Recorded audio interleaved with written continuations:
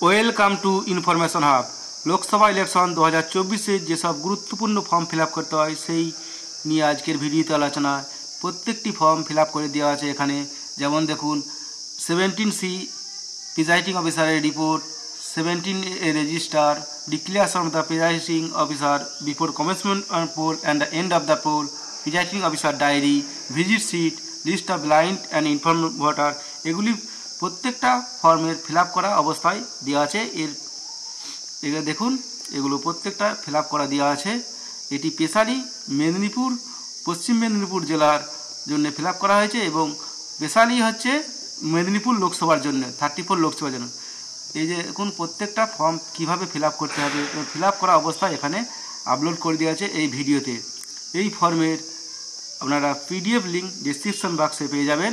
এছাড়া প্রতিটি ফর্ম কীভাবে ফিল আপ করতে হবে, যেমন 17C প্রিজাইডিং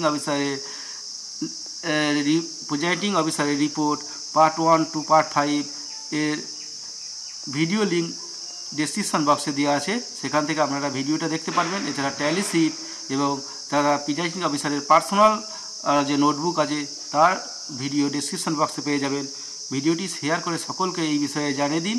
পরবর্তীতে এই ধরনের আপডেট পাওয়ার জন্য চ্যানেলটি সাবস্ক্রাইব করে রাখুন এবং ভিডিও ভালো লাগলে লাইক করবেন এবং শেয়ার করবেন। চ্যানেলটি যদি এখনও পর্যন্ত সাবস্ক্রাইব না করে থাকেন অবশ্যই সাবস্ক্রাইব করে দেবেন। ধন্যবাদ।